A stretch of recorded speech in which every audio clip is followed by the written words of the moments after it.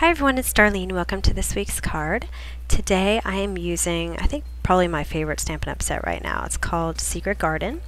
And I'm going to use one of the flowers here, and I'm going to take some Versamark ink, and I'm going to stamp this across some Stampin' Up! Crumb Cake cardstock, which is basically craft. So I'm just going to stamp that all the way across. I'm just going to kind of turn them this way and that way just so that my leaves or my petals don't really overlap. And I'm going to sprinkle that with some white embossing powder and heat it to set it. Now I'm going to do some cutting with some die cuts. So here's a 2-cut set. I think it's Adorning Edgelet, something like that, and I'll have that on my blog. But it's by Stampin' Up! And I'm just going to cut some espresso cardstock with this edgelet here. And then I am going to trim it off. And I'm going to do it again. So I have 2 of those pieces, one for the top and one for the bottom. Now I'm going to take the cardstock I just stamped, and I'm going to cut one side of it. And once I do that, I can start measuring how I need to cut the other side. So I'm going to place down my first espresso piece, and now I'm going to cut my craft cardstock so that's the exact same size as my card base. I'm going to place my espresso piece, and I'm going to trace the edge. And I'm going to slow this down so you can see. I don't know if you can see it, but the blade is actually on the inside of the curve. And the width of the die is about what I need for my mat. So I'm going to place the top edge right there where I penciled in the outline. I'm going to secure it in place with some Eclipse masking tape. And I'm going to run that through the Sizzix. And that should give me exactly the size I need to fit perfectly on this card. So now I'm going to put all my pieces together to make sure I did all the measurements right, and it works. So I did that first before I started coloring because the coloring is going to be the part you are going to spend a lot of time on, so you don't want to mess up cutting after you've spent so much time coloring. Anyway, so I've got this white Inktense pencil, and I'm drawing in, freehanding some stems here, and I'm just drawing line basically, and I'm coloring it in to make it more than just a fine line. It's just kind of a little thick colored in line. And I've got an oak pencil, and I'm drawing a very fine line on the right side. It's kind of like a little shadow to give a little perspective to these stems. Now I'm slowing down how I'm going to color these petals here. I'm going to take my white pencil, and I'm going to color the inside. And this one's a little weird because it has 3 different pieces to it. You'll see on the second one how it works. But anyway, I'm going to directly color onto my cardstock. Then I'm going to take my aqua painter. I'm going to start on the part that doesn't have the colored pencil on it. And I'm going to work my way into the white. And the reason I'm doing this is I want to blend the white into the paper, but then I also want to put some water onto my cardstock. And I'm going to take a pencil. This one I'm using is fuchsia. I'm going to pull some color directly from the pencil. And since I've already got water on my cardstock, it's going to blend right in there. And so I'm going to start at the bottom and on the edges, and I'm just going to color the edges with this pink color. So start at the bottom and work my way on the craft side, not on the white side. And I'm going to clean off my aqua painter if I need to. And what I'm doing now is I'm really just putting on my base layer. You'll see I'll have to go through two rounds of this to make it the dark pink color, the vibrant color that I need, or that I want, I should say.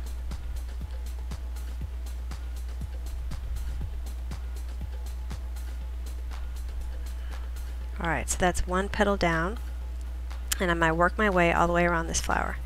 So first step is coloring in with the white on either side. I'm leaving one part of the center of the petal blank. So then I lay down some water and then pick up color with my pencil and work it in on the edges and blend it toward the white. Now you don't want to get too far into the white because then it'll all be one color, and I really want to make sure that the white stays pretty white.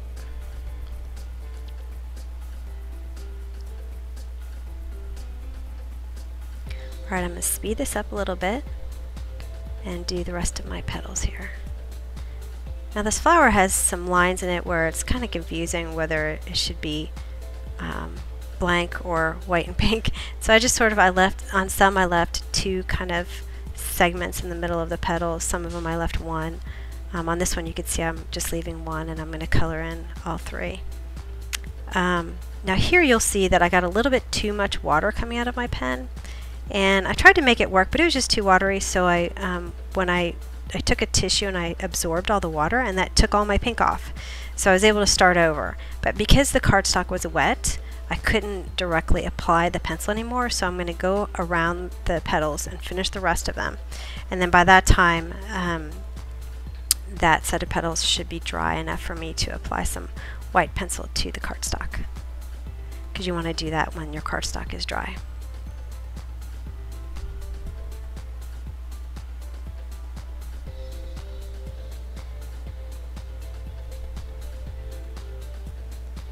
Alright, so here I am going back to this petal. I'm just going to repeat the same steps.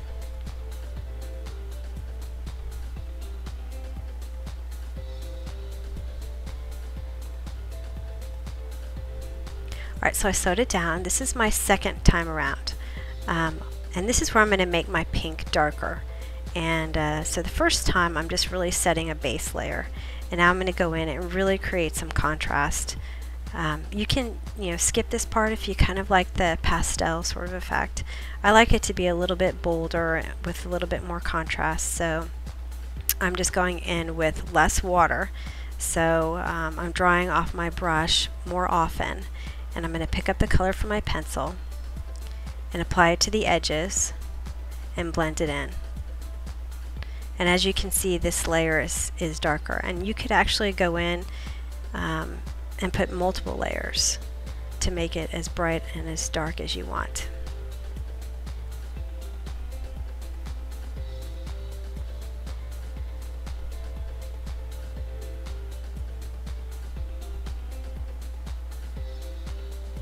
And it does fade a little bit as it dries, so as you go around, by the time you get around to where you started, it's pretty well dry and you can see how dark the color is going to be.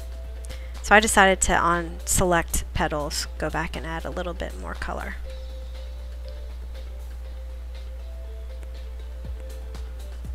Alright, my next step is going to color in those single segments that I left blank.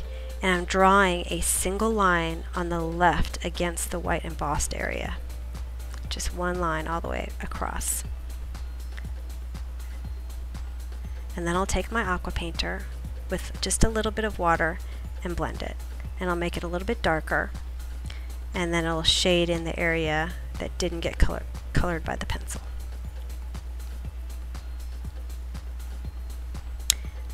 You don't have to do this step. You could do the pink and white on these also, but I wanted to add a little bit of an extra pop and contrast. And then for my center, I decided to use that same color, it's called oak, that I used on the petals. And I'm using very little water, and I'm pulling my color directly from the pencil.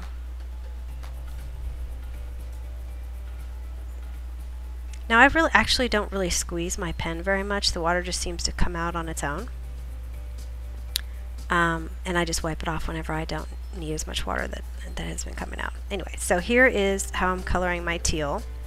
And it's the same technique. I just wanted to show you how it looks with the teal color.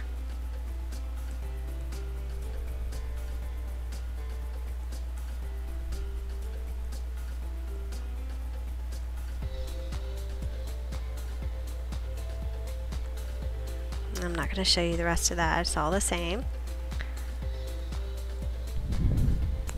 And then finally I'm using cadmium yellow. Same technique, so I'm going to do 3 different colors, 2 flowers of each. Now I needed to sharpen my pencil, and a lot of people ask me about this. This is just a pencil sharpener that I took from one of my kids' art boxes, so you don't really need anything fancy because these pencils just sharpen so well. And I'm just going to turn it in here a few times, and it comes out perfectly sharp. And I've had like the Prismacolor pencils, you have to keep sharpening them because the tip keeps breaking, but that's not the case with these. They're really, I guess the lead or the color is secured really well within the pencil, and so it really doesn't break. Anyway, okay, so here's my yellow flower. I'm just going to show you one petal here. Works the same as the other two.